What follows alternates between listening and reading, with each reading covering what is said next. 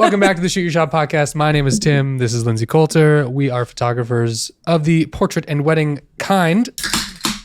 Pretty close. Pretty good. You can subscribe, like, and comment on all the things, including YouTube, Spotify, Apple Podcast, anywhere you like to watch and listen and enjoy this show. We're a call-in show. We like to, host questions, ideas, thoughts around portrait and wedding photography, ideas from photographers just like you. So thank you so much for being here. Today's a bit of a departure. We like to take departures every now and then, Lindsay, not just in the literal sense of like traveling around, but also like in the podcasting sense where we like to explore different ideas, not related to gear. So I'm very sorry. There's my camera. If you're here to find out about gear, not a gear review show. We're more about ideas and helping you grow your business and be better at it. So, yeah. You know what? There's enough gear review shows out there. There's so much. We would probably be making more money at this if we were a gear review show. I will say, actually, you know what? This is a total departure from a departure of a departure. My favorite. I digress. The secondary name of this podcast. I digress. I saw an interesting thing on Threads in the early days of Threads. Love to hear it. Hit it. Of a person saying, why are all the YouTubers only gear reviewers? Well, goddamn, baby, who do you think pays the bills? Yeah. Sony's not paying them to learn about anything other than how to buy more gear. Right? Like Taylor will put out like gorgeous, like travel related stuff. Like you guys will literally travel to Kenya and you'll create incredible content and people will be like, what lens is that? But what are your settings? What are your settings on that? How did you capture that zebra on that potato of a camera? What time of day was it? Where was the sun? Yeah. So people are funny. Nobody's really interested in, I shouldn't say nobody is. Everybody that listens to this podcast is interested in what goes on outside of the camera. Do you think it's because people think that buying gear is an easy shortcut to success and to bettering yourself? It's, you know what? I'm going to liken it to taking a pill to fix a thing that maybe takes a little bit longer to do, right? Band-Aid solutions for... Just, I could take a pill for that. And it's like, that would be the tempting option for sure. But sometimes it's just a bit harder than that. Yeah. And... nobody really wants the hard thing. I don't want the hard thing. Hell, if I could buy a new camera and that would solve all of my problems, I would be at B&H right now. Unfortunately, they don't sell solutions for the problems I have, Tim. No, they don't. We can turn to something else that is otherworldly to solve our problems, and that is the mystical magical 8-ball, which is situated behind you on the table. I can't wait. We almost forgot to ask Tim, it a question. We're being healthy today. We aren't. Look at us. We are Look not. at us. We are not rolling on the most amount of caffeine.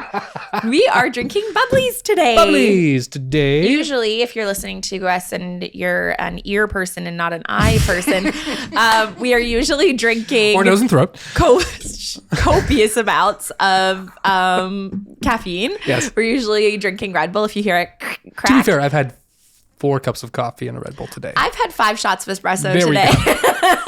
So we're just not being and our publicly doctors unhealthy. are concerned, immediately phoning in saying, hi, that's not good. Could you book a physical? It's just that I have an espresso machine at home. And what are you, an idiot? in Of course not. September, I start making my own espresso. Get cozy. Hot drinks. And then I happen to also hit reorder on an Uber Eats iced latte from Starbucks. Whoops. So anyways, Whoops. what do you want the question to be, Tim? I think I've asked the question the last couple of weeks. You tell me. Well, this is the 8-ball, everybody. Oh my gosh, look at how cute my little tattoo looks there. It's really nice. Oh, that's not going to be a nice view on the close-up. There you Okay, go. that's a lemon. Anyways, hi everybody. Tim, what's your question? I want to know if brands like Sony, Nikon, Canon, Fujifilm. Fuji's our best friend. Did you know that I think will Fuji start is obsessed with us? to open their third eye and sponsor people based on ideas and business growth, because that's how you keep lifelong, purchasers. Okay, so listen, maybe it's not just a question for the 8-ball. Okay. Maybe it's a question for the universe. Is the tide turning?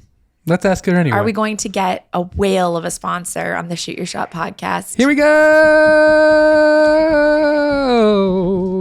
Sorry if you're watching. That was a lot. You switched to that at the worst time. I was thinking the most horrendous thing. You can tune in and see what Lindsay looked like on YouTube. Lindsay, what's it saying? I was literally making the most horrendous face that's ever come out of my face because I thought it was going to be a half-second split.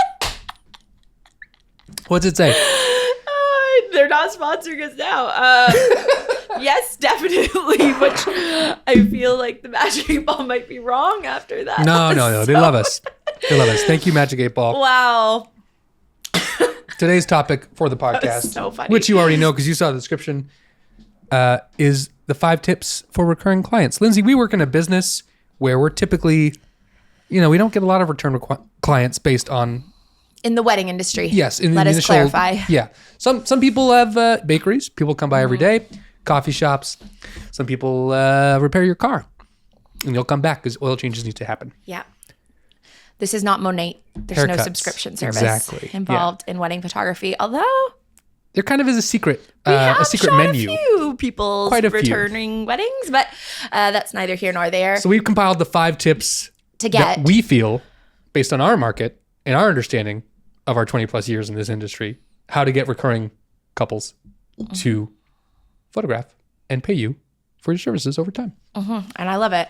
Yeah, we were just thinking, what's like a fun thing we can talk about that's not just people's problems. We do love to talk about your problems, though. So next episode we'll be back. This is probably a problem you have. Maybe you forgot to ask or didn't want to, but we're solving it But one anyway. of the things that I notice at this time of year, fall, love it. photographers are stressing, man. They're thinking about the winter that's coming up that might be frosty in more ways than one. They're thinking, wow, wedding season.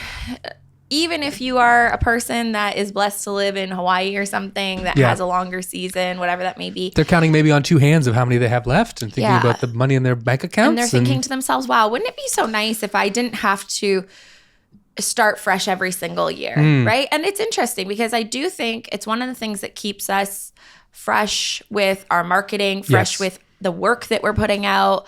It keeps us relevant because you cannot rely on the stuff you did last year as a wedding photographer, really generally can't. speaking. Like maybe you can do that for 1 year. It will not happen for a second year. Like you can't stop trying basically at any point. And that's exhausting, man. I'm freaking tired. Okay. I'm tired. Yeah, I'm tired all the time, my friend. So we're going to talk about some things that you can do to be a little bit less burnt out in your efforts, to make your efforts go further, I think, is really the goal. Maybe not necessarily getting recurring. You're not hoping to see the same couple again. Right. As a wedding client. Maybe this is not on the list, but like every 5 years they do our anniversary or something. And you yeah, want to be and part like, of that. That's fine. Renewals are nice. We are talking about how to take one client and parlay. Starting from your wedding client. Yes. So as a wedding client, and you know what? These tips really are super effective whether you are a wedding client or not, right?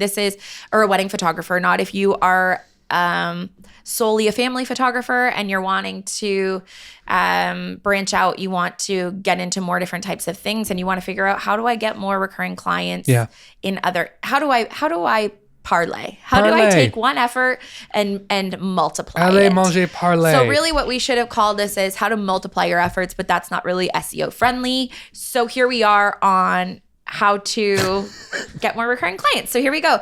Graphic. Tip. There it is. Isn't it so cute? Thank you so much, Lindsay. Canva. Really well done. We love you and whoever made this. It's a very hippie vibe. I love it. Yeah. I should have worn my bell bottoms. Number 1. Okay. So tip number 1 is to, well, it's really obvious, offer multiple types of sessions unless you want to see a client for their wedding a second time. Yes. You have to offer multiple different types of sessions, but even if you are specifically a family photographer, offer different types of family sessions within families. Where do you offer these types of different sessions? So where do we market physically? them? Yeah. Where are you putting these ideas out in the world? I put them on the internet. Okay. That's like generally the easiest website, social media. Yes. I email people about them. We're going to get into that in another tip, so I don't want to peek too soon. But even as a family photographer, if you want to solely be a family photographer, maybe you offer different types of seasonal sessions. So that's how I see some of my families, like 2-3 times a year. Yeah. Right? Like you could end up with 10 really solid clients that you see 3 times a year. Absolutely. That's phenomenal. Yeah. The effort that's had to go into getting that one client is so much easier when you see them again throughout the year than it is to try to get 3 clients, right? Because then you have to do the onboarding, you have to do the experience. They don't know you from Adam. Yeah. No, and it's so much easier to sell to people who you've sold to before. Of course. Natch. So then the other option is offer different types of sessions. So if you have a family client that also needs headshots, of course you offer headshots. Babe, I do that. Literally, why wouldn't you? All day. Boudoir, it's not my wheelhouse, but it could be yours. Weddings.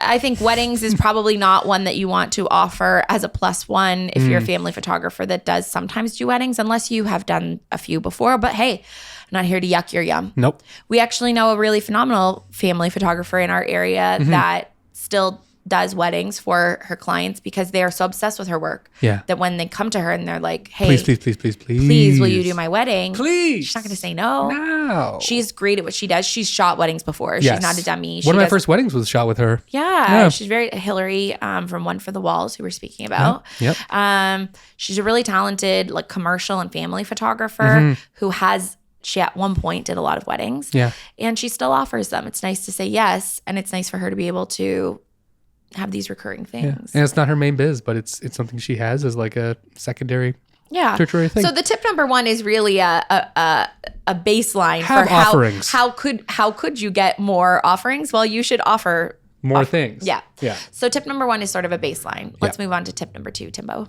Tip number 2, don't just wow your clients. Remember their friends and family are paying attention too. So Tell us. On a wedding day, you're the photographer. People see moments and they look at you because they want to make sure that someone's capturing these moments. Everyone has a phone in their pocket. Everyone's, out there.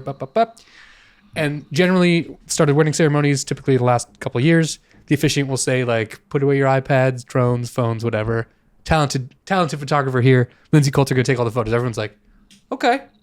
Let me see Lindsay. you work then. Let me see you do You're it then. saying I can't have my phone out? I'm going to judge this person, make sure they get all the moments. That's happening, whether you know it or not. And I hope you know everyone. it. I truly hope that you know it. It's Don't always overthink it. It's always a bit of a bittersweet thing when they say that because I'm like, Hey. couldn't you just have a sign? Like, could we have just done an unplugged ceremony Yeah, sign? Did we that'd be really great. have to bring and that up guy music? is going to make sure everything is captured perfectly. Yes. Look at him for a moment and realize that he's better than you. And That's then what that feels realize like, that you won't see a single photo from the ceremony until they deliver them.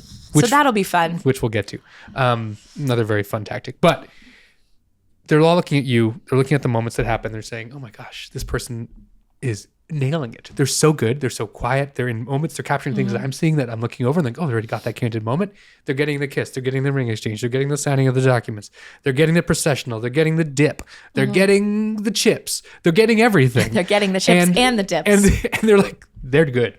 I like them. They're great. That's Honey. what you want your Yeah. guests at weddings to be thinking and saying about you. The wedding party should not notice you're there for the most part until you want them to, but guests are going to be the ones judging you probably harder than the wedding party. They already bought in. For the most part, they want you there. They know you're there. They love you. It's the guests that you kind of have to win over as like well, I'm a guest. Who's this asshole? Why are they here? Why are they allowed to sit at a table? You're already kind of up against them a little bit, which is unfortunate. They're very friendly. That being said, I've never had a guest be like, "Brr, I don't like you." Off the you off the haven't? bat. Oh man. When I go around for cocktail hour, whenever it's my wedding or someone else's wedding, and I have a few minutes, I'll be like, "Hey, sorry to interrupt." Everyone's really smiling and happy and welcome to, for me to take their photo. But they're judging you quietly. So. And I think that also comes down to wedding party, Tim. I know you were talking about this with me earlier. That the wedding party are generally the same age as our clients. So we're not just trying to do a really phenomenal job for the people that have hired us. Yes. At the end of the day, once we deliver those photos, unless you are going to be offering family sessions, branding sessions, whatever, your maximum amount of money that you're possibly going to get out of these people is slim. And I don't mean, okay, well, we stopped caring about them because they've already paid us, baby. No. You're trying now not just for them. Now you're trying for the maid of honor who's getting married next year and doesn't have a photographer yet. Bingo. We are talking about, so if a bride and groom are 28 years old, their friends are probably 25 to 35, right? So we are now trying to not just impress our clients, but we're trying to impress these people that are watching. So the things that I find that these couples or that these people notice is how they look in photos, right? Like it's really easy to just be checking on your Bride and clients groom that have paid clients. you, right? Yeah. But if the maid of honor gets the photos back and there's not one of her that she likes, or, the groomsmen all like have their phones in their pockets because nobody bothered to care what they looked like, they won't be wowed, right? They're not going to be wowed by that experience. Bingo. And sometimes it's actually performative what I do. Mm-hmm. I will audibly say out loud, hair's looking good, ties are all looking straight. Yes. No phones in the pocket so that they Check know your what wrists. they know that I'm looking at it. Mm-hmm. I'm doing this regardless of whether I say it out loud or not. But I think it's good for these clients to understand what we are looking at because they're like, oh, nice attention to detail. Oh, she's very good. She has great attention to detail. Right? Yeah. And so then if a photo sneaks in that somebody did have an elastic on their wrist, they're like, well, she can't do it for everybody. You know what I mean? Like they're not now, instead of them thinking wild that she didn't notice that. It's like, why weren't you paying attention? They're other thinking, bridesperson. oh, she paid attention to it for so many. Yeah. One's bound to sneak through. They take a little bit of ownership for maybe, I shouldn't have put my hair elastic. Or they blame elastic. that person. Yeah. Yeah, I shouldn't have had the hair elastic on the wrist or whatever. Yeah. And I think it's important to remember the watchful eyes Yes. that are around us. Sauron. And you know what? It just really makes for a nicer day. It really does. It makes for a nicer day when the maid of honor likes you and respects you. And reflects that care and attention to detail that you give to them. They bring it back to you and they'll help you. I've been a bridesmaid with a bad photographer. Yes, you and have. let me tell you. Can we get into it? It's hard. It's really hard. It's hard being in that position because on one hand, you're like, my friend booked this person. Yes. They must have liked something about them. I'm still searching. We haven't found it yet. Still looking. No, honestly, their photos are good. Unfortunately, I think they could have been better if they had tried harder, but I digress. This photographer showed up late for my friend's wedding, called me because I was their point person and said, hey, after they were like 10, 15 minutes late already, they said, hey, what room are you guys getting ready in? And how do I get there? I was like, this can't be real. I'm hanging up. Literally, even if I wasn't your direct competitor in this area, how do you start off in the wrong shoe? But you do that with your clients? And I've shot weddings with this person, and like as I was the photographer and they were the videographer. Yeah. And he has unimpressed me since this experience. Oh, baby. I mean, I think it's just kind of his MO, but even as the it's not me, by the way. Sort of maid of honor in this scenario of that, person that's like judging. Yeah. It made the entire day painful. And I tried really hard to zip it, but then it can't help but then he kept screwing things up. And you notice them. And then the bride is noticing them. And I'm trying to be like, no, it's okay. But at the same time, I'm like, but these are also my best friend's only photos of their wedding. Yeah. So I'm going to say the thing that's awkward and be like, hey, do you think maybe you should move them from underneath the pot lights so that they're not getting those spooky shadows, or you're happy with that You're spot? happy with the spooky? You thought that was a good location? We can move them. We can just ask them to take literally one step forward and back. Go back even. And listen, I would not want to be the photographer. I would not want to be the photographer shooting my best friend's wedding. I can say that. I know myself. I suck. I would suck as a maid of honor at somebody else's wedding. No, you're fine. You're great. I just think, wow, even if you had just tried what I think is the baseline for what would be a good photographer, literally showing up on time, being dressed and having batteries that are charged. Do you remember that? Oh, I remember. Their second photographer said, hey, do you happen to have any Sony batteries? Fresh out. Bitch, I'm holding flowers. Literally, you just arrived. Yeah. You just arrived here.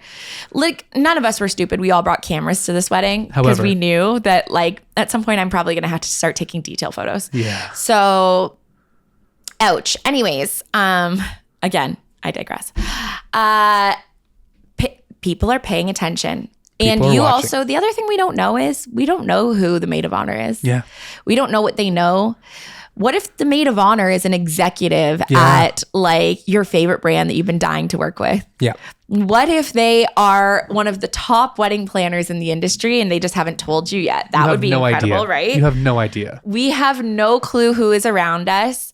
My assumption is always that the people around me are far more impressive than I am. Yeah. And that didn't happen when I was 22. My assumption was always that I was the most impressive person in the room when I was 22. Yeah. Lots of stupid things came out of my mouth at that point in my life until you realize, like, shit, these people here might actually know a lot more than I do, even about my job than I do, right? Like, they might literally be like the most talented photographer in this room. Yep.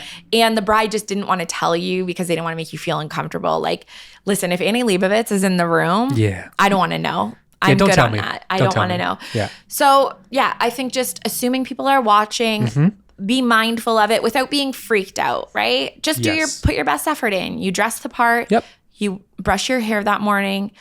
You look people in the eye and you're respectful of them, and you give them the utmost respect and that you're giving your clients as well. Yeah. Okay. You nailed that one. We riffed too. That's tip 2. Let's hear number 3, Timbo. Tip you go for it. 3 is build your mailing list. Do I say it like that? Build your mailing list is tip 3. Lindsay. Tim, how's your mailing list going? Well, I was like, Tim, you do number 3. Oh, wait. You maybe don't have a lot I've to share. never done one. You might not have a lot to share on that one. Lindsay, what's a mailing list for people who don't know?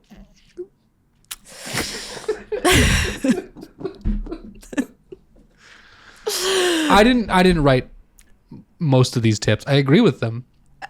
This one I have not done yet. So I would like to learn from Lindsay. Okay. As well as you, friends, listening in. How do we build a mailing list? What it do? Here how are it my thoughts on a mailing list, which, by the way, a lot of these tips are in my course. Oh, is there a course? that I sell. There's no graphic There's for no that. graphic for that. You'll just have to put it into your browser. Better than booked. Yeah, so you actually have to type in www. .betterthanbook.com. And yeah, I have a course, and that's nice. You can also probably go to my Instagram and do the Linktree thing. Anyways, Check your spam. It's probably if you're part of the thinking to mailing yourself, list. wow, these are phenomenal tips, and I wish I could learn more, you can. You can. There's like many hours of content such as this, but right now, Fix your hair. There you go. Okay. Tim just is trying to yuck my yum on my hair. I really wanted it to be messy today. You want it to be out from one side? How's that? That's me. That's you. Yeah, but Yeah, I fixed it. No, it's still there. See it? I like it. You like that? Yes. You like that? Yeah.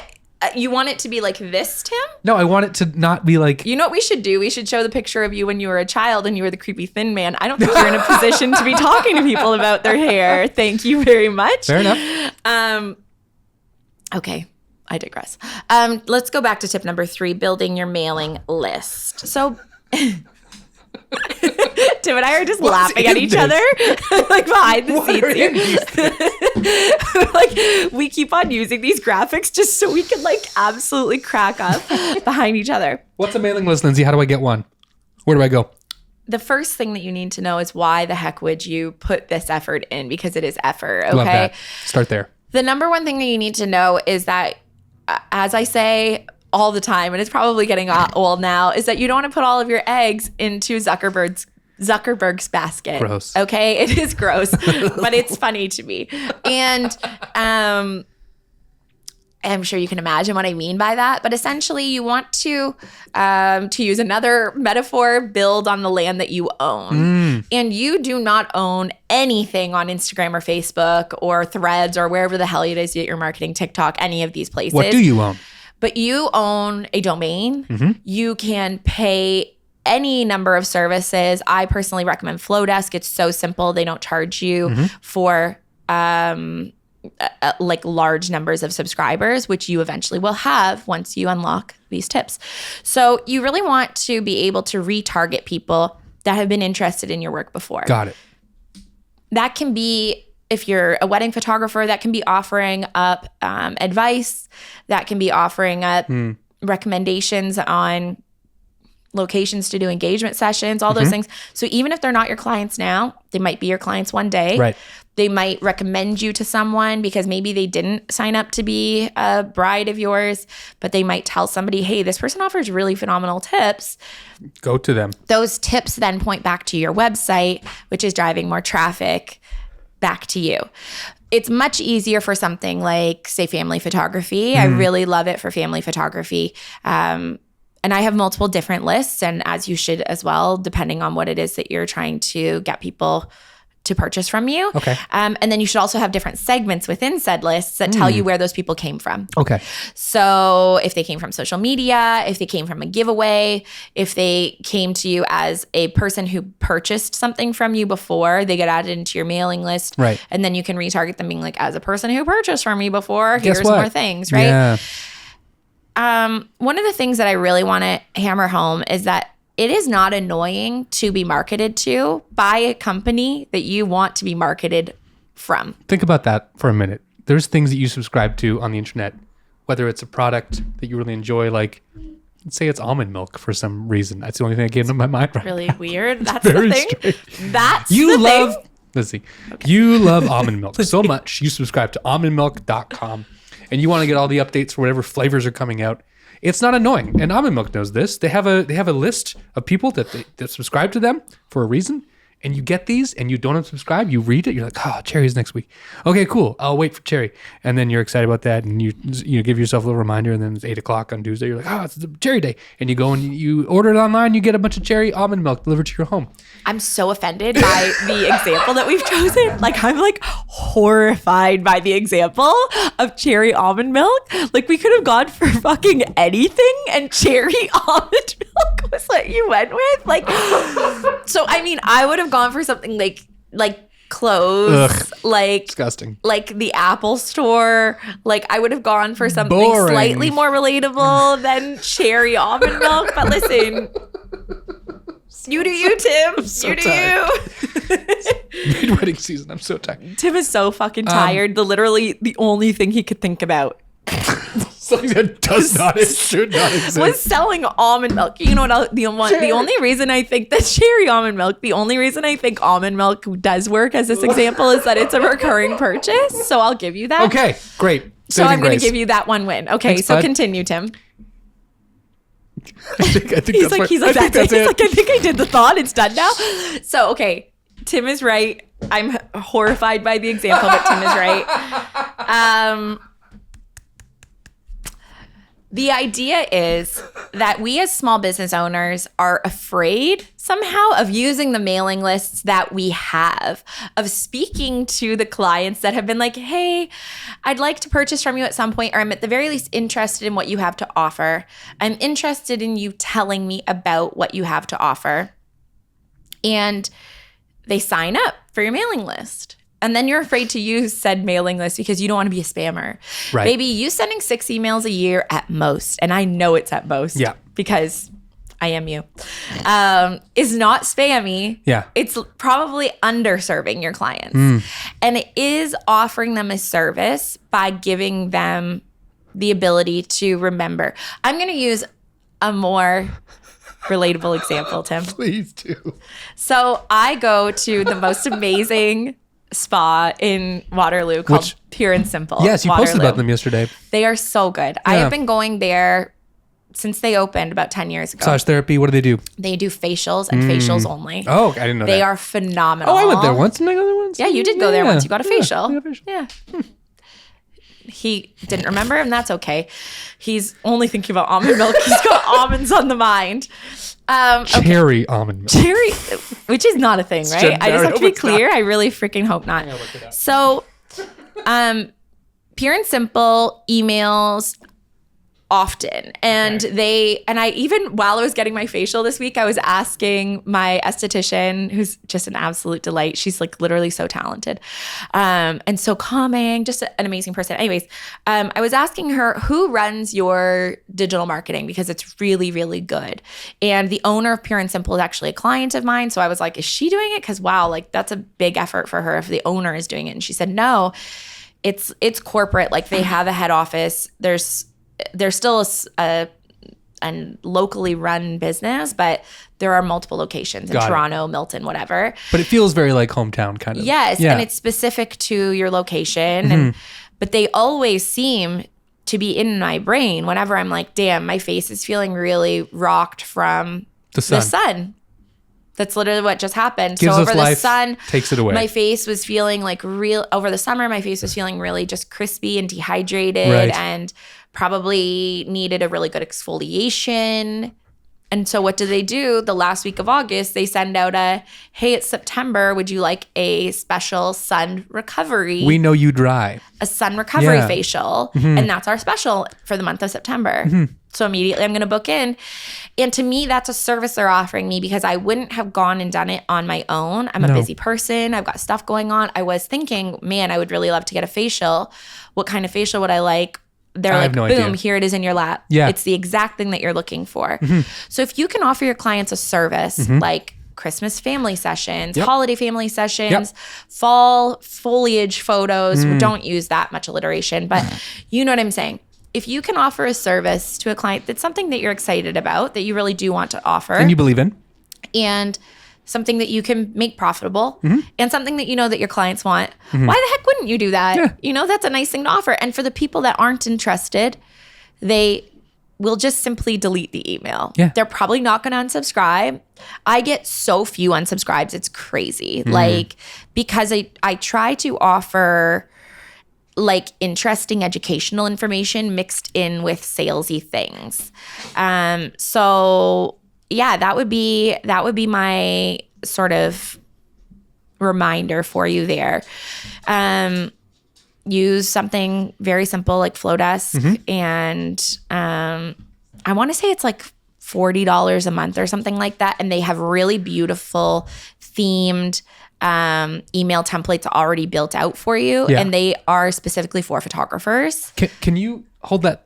Jose just threw up behind me. Sick. Poor guy. We literally just said, Jose, welcome to the studio. I'm so happy you're not puking anymore because he's had a little bit of a bug. He just vomited. I'm going to clean it up real quick. It's very small. Hello, Shoot Your Shot listeners. Tim and Lindsay have a special request just for you. They want your wedding horror stories for a very special Halloween-themed episode of Shoot Your Shot. Leave your spookiest and scariest wedding photographer stories over at the Shoot Your Shot podcast on Instagram, and your two favorite ghoulish podcasters will read them aloud in a very special Halloween episode of Shoot Your Shot. And we're back here, everybody. Welcome back to the Shoot Your Shot podcast. Quick commercial break while Tim's dog Jose had a quick little vom in the corner. Oopsie daisy. See him there at the bottom of the frame looking sad. He's got tummy troubles. Poor guy. Flowdesk is great. I'm going to sign up for Flowdesk after this. That sounds amazing. I'll send you a little code. If I have a code, I don't know if I have one, but if I do, I'll put it in the show notes. But it's a great way to start. What are some of the tips and tricks you have for people who want to build a mailing list outside of just building a mailing list? How do you get people to sign up for that mailing list? Do you have a link on your website? Do you do social media promotion? What are you doing? Yeah. So one of the things that I do to get people to sign up for it is I tell them that I only offer, I only release certain types of sessions, like my seasonal sessions. I release them first to my mailing list. So there has to be some level of exclusivity. Yeah. Like, why am I signed up for this instead of just following you on Instagram? First of all, Instagram's not a reliable way for you to get information across to people. We know this. So I think it's good to remind people that if you truly do want in on this, like, there's a limited number of sessions, limited amount of availability. And I open it up for the first 24 hours only to my mailing list. By that point, those shoots might be gone. Yeah. So that's one way.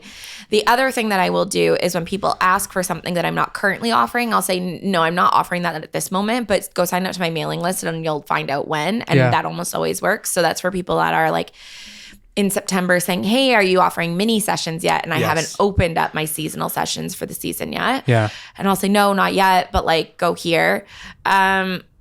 And then I also have it at the bottom of my delivery emails. I collect people's information when they register for galleries. So even clients that have registered their friends for galleries, they either opt in or out for a newsletter. Most actually opt in, which I find very interesting. They have to opt in order for me to retarget them on my Pick Time mailing list, because Pick Time I do retargeting on product sales. Right. So at the holidays, Mother's Day, those kinds of times when, again, you're offering people a really nice print service. Sales. Like you're saying, hey, you want to solve your Christmas problems this year, go back to the gallery from the family session that we did in the spring and maybe purchase a calendar or purchase a nice print for your partner, family member, whatever. So again, just reminding yourself and your clients that you offer this service, that you exist, that you're there. Just a little bit of trying, and it does go a long way. Goes a long way. Love that. So that's your tip number 3. Go start a mailing list. Flowdesk is a great way to start. Yeah. I will be doing the same. So if you have any questions, reach out to me on Instagram, and we can discover how that works together. Tip number 4 is share galleries with vendors as soon as possible, ASAP. Lindsay, you have been a evangelist of this new product feature offering within the PickTime universe of wedding galleries, and it's delightful. And I've received a few screenshots of this part of the software to share with people. What is it? Talk people through how you are able to effectively share galleries with vendors as soon as possible. Are you okay? No, I'm not okay. We should honestly go back using the AI search tool and see how many times I asked Tim in an episode or in a season or whatever. I say, "Are you okay?" At least you're not coughing this week. That's refreshing. I'm much better. Got some meds. So PickTime has started offering, and again, this is in no way sponsored. I'm not making any money off of this. I probably do have a code. I'll share the code with you. I'll give you that. Give me $4 if you guys sign up, okay? PickTime, first of all, has an incredible app. Let me turn the brightness down here. That's a calculator. You have a one-tap camera? And there we are. So they have a really great app that has all of my clients' galleries in it. Yep. The other great thing is that if you are a client, you can look at this and you'd also have all of your galleries in one spot. So if you're a client that has come back to me multiple times, then you would get all of your galleries from all of your different sessions in one spot. Now, right. When I am setting up myself in the morning, getting my gear and everything ready for a wedding, I will also create a wedding gallery. And you can do it from the app. You don't have to do it from your desktop or anything. So like I have forgotten, and I'll do it like when I get to the getting ready suite and be like, oh, quick, I'm going to do this. Right. All you have to do is put in the client's name and like name the gallery essentially, and then pick from one of your presets. So I picked my wedding preset so that it's set up like a wedding gallery should be set up, like how how you do all of them. Yeah, all of them. And then it gives us this fantastic little option here. So you just go to share, and then there's a guest pre-registration option and a vendor pre-registration option. The vendor pre-registration option gives you a copy link or a QR code. And with this QR, it allows people to, so say I'm, getting ready, the hair and makeup are just wrapping up, they're about to leave, and they say, oh, by the way, send us the photos whenever you have a chance. And let me tell you, I will never do that. And it's not because I don't want to. I will immediately forget who did hair and makeup almost instantly. So before this, I had a spreadsheet, like in my big working spreadsheet, and I would try to update my Google Sheets with who the vendors were that I saw that day. But I'm busy on a wedding day. Yeah, you have things to do. So at the end of a wedding day, maybe I'll remember I'll put the officiant in because I actually photographed them. Yep. I find hair and makeup to be one of the hardest, especially with the teams. So you got Pearl Girl Studios. They've got 20 different makeup artists. From different I unfortunately don't remember exactly which company they're from. And they might also work for multiple companies. Yeah. So I want to know who are you working for today? Who can I send this gallery to so that they can have photos as soon as possible? Yeah. Vendors are one of the best referral sources for future clients. So maybe this is not just recurring, this is also referrals that we're talking about, but vendors are one of your best resources to get more clients. We've done work for other vendors in the wedding space for money. We've worked for them. Mac Weddings, we did a whole shoot for them. Boutique full entertainment. Video. Yes. Yeah, we did literally a full day of photo and video shooting with them. So the vendors might also hire you, but they will refer you to their friends and family. They will refer you to clients that come to them saying, hey, I don't have a photo video team yet. And it's just quite simple for you to do it when you have the resources like this. And I never want to be the person that's like, oh my gosh, it's so easy. Just send the vendors their stuff. Because it's just, sure, is it easy? Of course. But when you're burnt out, nothing is easy. Nothing's easy. And it's easier to help out your future self than to go back and do something for your past self. True. So I find it's easier for me to preemptively say, hey, go and register for this. When the gallery is ready, you'll get that email. You'll get this sent to you. Yeah. What is it? A pound of something is worth something of teaspoon of something is worth a pound of effort. Reference, Tim. Yeah, I'm full of them today. I don't think. It's a teaspoon of cherry almond milk is worth a pound. The idiom that Tim is looking for is an ounce of prevention is worth a pound of cure. People are gonna unsubscribe. They are right now. They're gonna unsubscribe because of the cherry almond milk situation. Wow. So. So why do you guys subscribe to this again? I'm just wondering. So sorry. Yes, what I want to say about that is just I don't want you to ever feel like, oh, that's one thing I'm really bad at and that sucks and that sucks that I'm bad at that, right? I want you to feel like that sucks that I'm bad at that. How can I get better easily? How can I improve on that? And PicTime makes it really super easy. I don't know that PixieSet has something like that because I used PixieSet for a long time, and it was this level of stuff that was what I was lacking in PixieSet. So for those of you who are like, what's the difference? I would say PixieSet is really good for brand new photographers that are just getting started and don't want to feel overwhelmed. With features. Not that PicTime's overwhelming, but you can go down some rabbit holes on automations, on setting things up. Like all the things I'm describing to you, they take time. Yes. And the best thing that I can tell you if you are getting started with PicTime is watch the tutorial videos and don't suffer through it. They've literally made tutorial videos for you. So it just makes it so much easier to be like, oh, I'm interested in the simple sales system. I want to know what it is. So instead of you going through and setting it up and then realizing this is not at all the product that I thought it was. You wasted half a day. Like really, you can easily go down that rabbit hole for a few hours. You could just watch the video, see another photographer, explain how they set it up, explain why they use it, and really just explain to you exactly what they recommend, their best practices, and then you'll just sort of unlock that for you. But I just found that PixieSet was really lacking in the like, and then what? Yeah. The other thing they're really lacking in is a single Canadian printer. Bingo. So that was not fun. Not great. That was really not fun. And I requested that so many times. Not that I'm their only customer, but I'm certainly not their only Canadian customer. And it just felt really crappy that I was actually actively discouraging my clients from purchasing prints from me because it felt like actually that's not a great service for me to offer you, because they would buy something from WHCC and pay $35 in flat rate shipping for like a 5x7. That's crazy. Not ideal. So now I can offer them things in Canadian pricing. Like I was also offering it in Canadian pricing on PixieSet, but it was marked up in my back end from USD. So there were a lot of things that were wrong there. PicTime, I think, really nails it. And they're just so responsive as a company. This has turned into a 100% PicTime ad.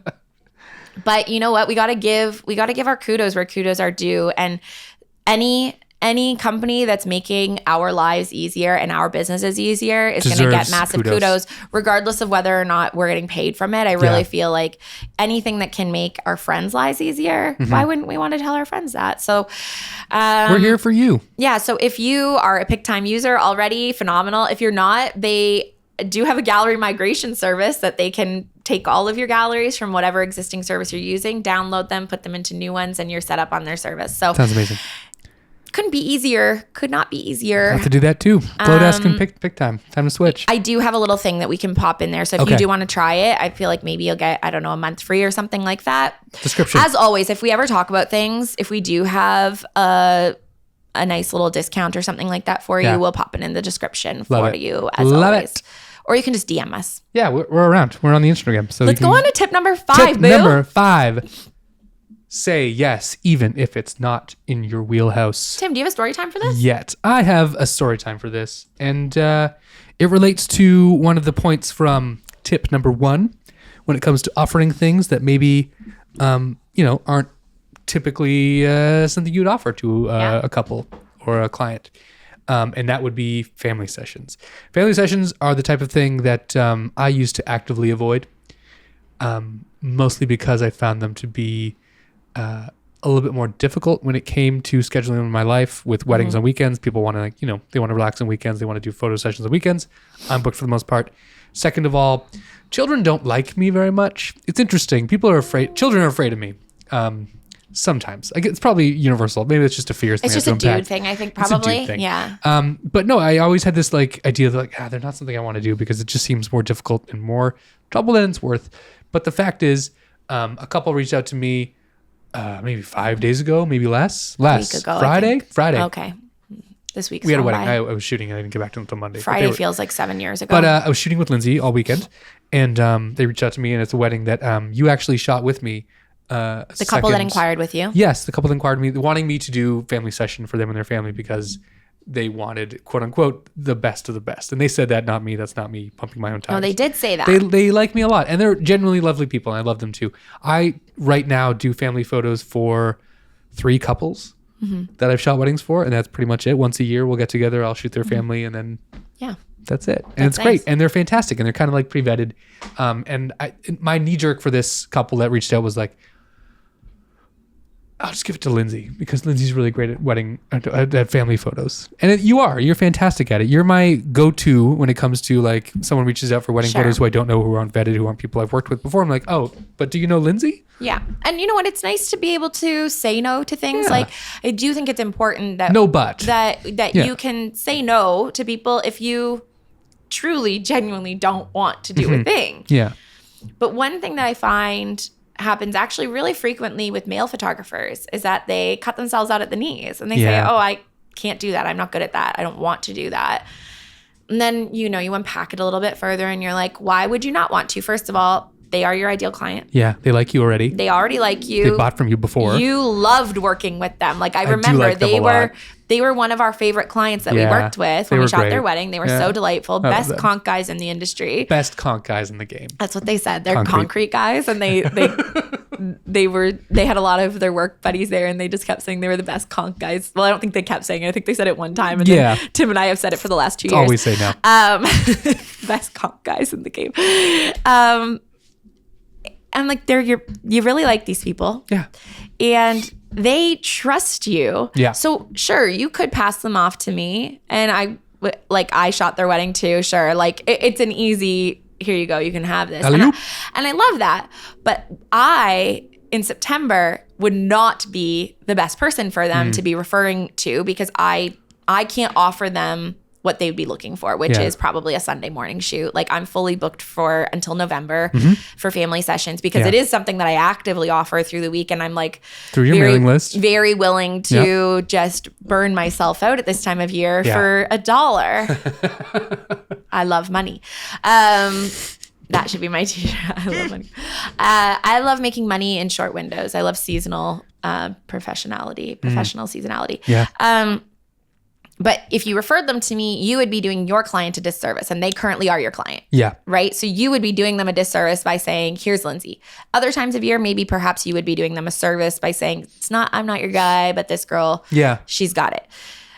You would be doing them a disservice, and you have the ability in your calendar to do it, and you could do it, and you probably want to do it because also these are the type of people that are going to have great kids. Yeah. That even if their kids are, like wild, whatever, they're going to be fun, and them as parents. The hardest thing about family sessions is reading the parents and knowing what your line is with like, what can I ask of these children without it looking like I'm parenting? That's my line that I'm always like, I don't want to feel like, first of all, like I'm bossy. Another adult in the room. Yeah. I want to have fun with these kids, but at the same time, I do find kids listen better when there's a little bit of firmness and a little bit of like, okay, we're doing this now. That like fear, respect they have of teachers, you know, like fun, but firm. Tough but fair. Because that's what's going to get us a 1 hour shoot that isn't just pure chaos the entire time, and that I can give their parents who paid a lot of money for this something really nice, right? Yeah.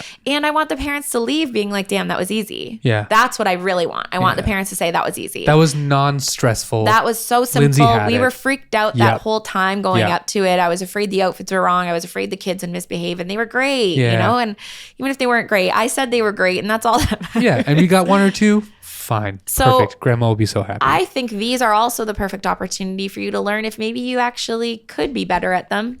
I've done, here's the thing. Of the 3 couples I shoot every year, I know I'm good with them. But I know I'm good with them because I know them. Yes. And the children know me. But you say things like, oh, the kids are afraid of me. Okay. Kids are generally afraid. Kids generally are, you know what, Tim, as a dog owner, kids are a lot like dogs. Kids are okay. They can smell fear. They can smell discomfort, and they can smell a lack of confidence. So if you go in confident, knowing I know what I'm doing, I am good at my job, yes, and I know that I can do this, they will feel much more calm and patient in your hands. Cheers. Thank you very much. That's I need that pep talk. So you just go in there being like, I'm good at this. Yeah.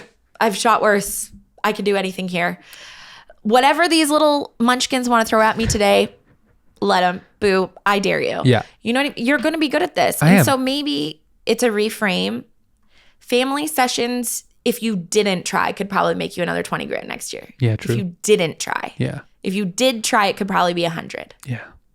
I should try. So anyway, I booked that couple. You did? Yeah, okay. I booked it this morning. Yeah. So we're in. yeah, The 15th. Tim and I were talking about it in the car, and he was like, I think I'm gonna pass them off to you. And I was like, well, first of all, no. First of all, thank you. But second of all, yes. First of all, thank you so much. And okay, you can refer them to me, and thank you so much. And then the more we got driving, I was like, why don't you just do it, man? Yeah. Why don't you just say yes? I have another little anecdotal story about, even if it's not in your wheelhouse yet. So remember we used to do the Focal Nada conference? Loved them. They were so much fun. So much fun. We went to Hawaii, to Maui. It was so beautiful. We had so much fun. A lot of the Focal customers were dudes. And like, I don't know. I feel like it was, 70%? In my mind, I want to say 70% of the people that attended the Nada Banff conferences. was about more 60-40, I think. There's a lot of women in Banff. Yeah. There were a lot of people. I might be wrong on this. But anyways, it felt like a lot of dudes. The sessions, the styled sessions that we set up for people at Nada conference were not just weddings. Yeah. We wanted to offer a diversity in a portfolio for people that wasn't just a wedding. Right. It's also really hard to get that many wedding dresses, truthfully. It's really hard to get that many couples that look like they're bridal, whatever. Right.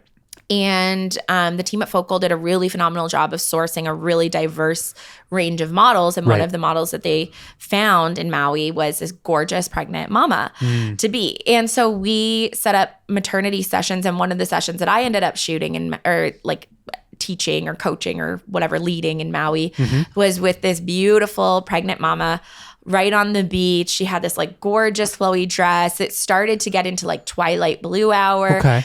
And I thought we were having a lot of fun. And I noticed a lot of these guys that were in my group hanging back. First of all, my first reaction is that's kind of shitty because these models are here for you and she's standing out here on a beach in the wind in this thing. And then I thought, why would they be doing that?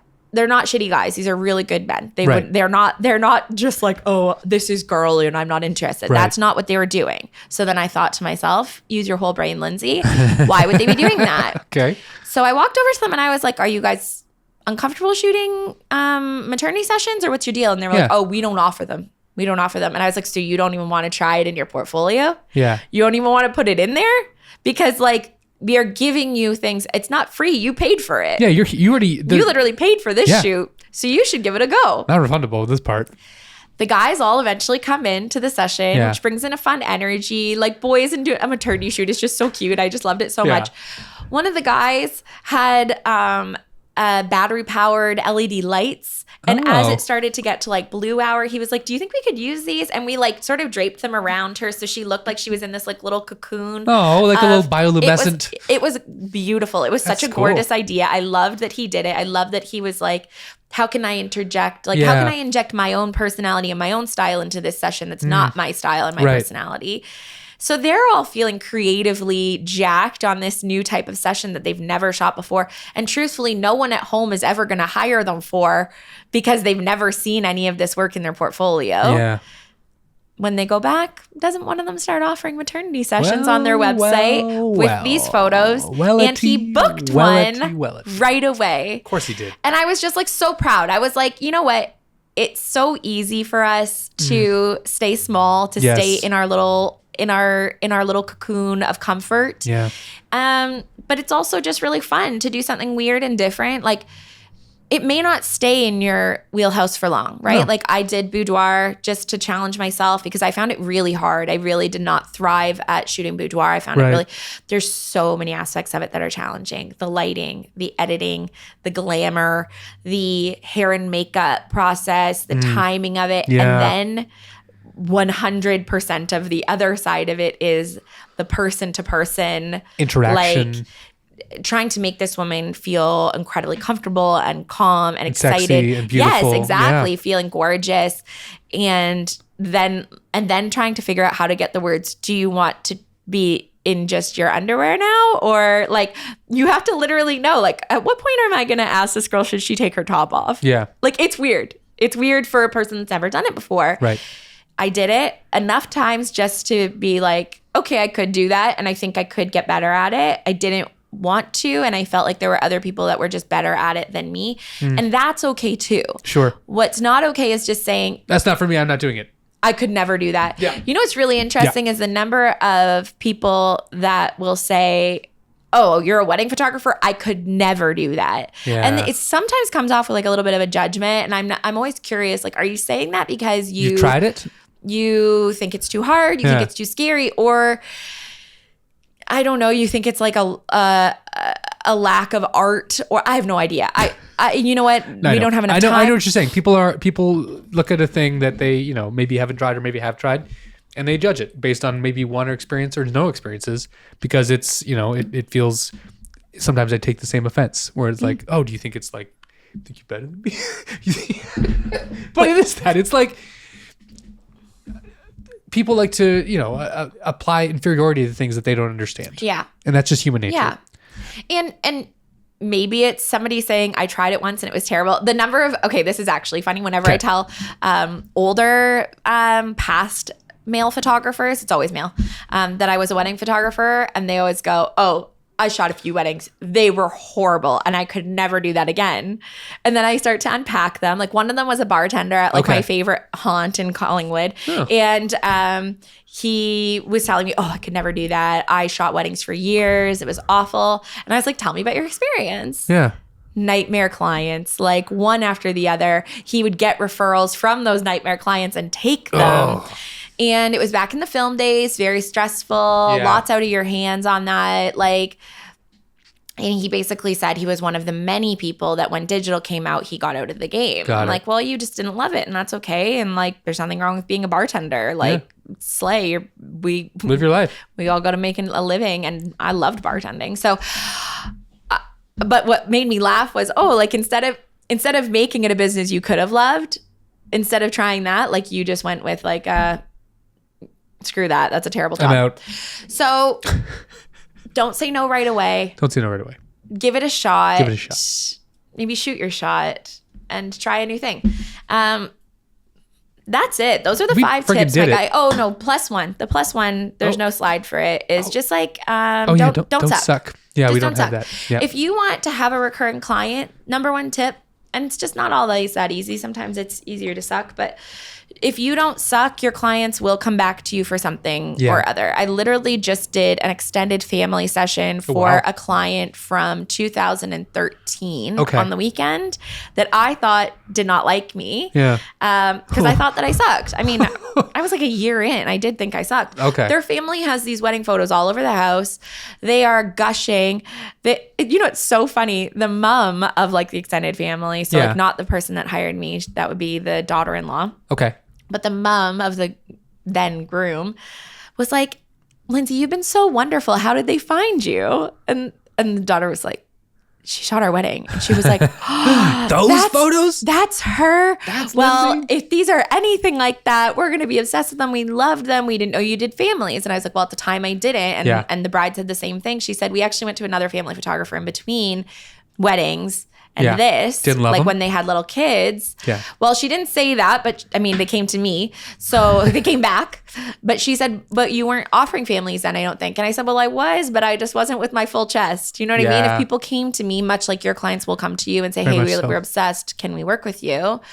Then I would have said yes, but I wasn't actively promoting it. I didn't have a space on my website. I didn't have a family website. I didn't post those pictures regularly, and I didn't have a mailing list that I could retarget these clients to. So that's that. That's it. That's the whole cake, the icing, that's the candles, and that's the whole damn thing. That's how all you we get got clients. for you. We hope that you are having a beautiful day, a beautiful and peaceful, hopefully, season. And even if you're not having a beautiful and peaceful season, I hope you find some moments for some self-care. Zen and joy. Remember that self-care can be anything you want it to be. It could be going for a walk. It could be having a call with your mom. It could be drinking a bubbly instead of a Red Bull. Could be recording a podcast. It could be anything your little heart desires. It could be a bubble bath. But just make sure you give yourself some moments every single day and you don't sit and stare at Lightroom for 12 hours a day. It's not healthy. Great episode. Okay, love you. Goodbye. Goodbye. Goodbye.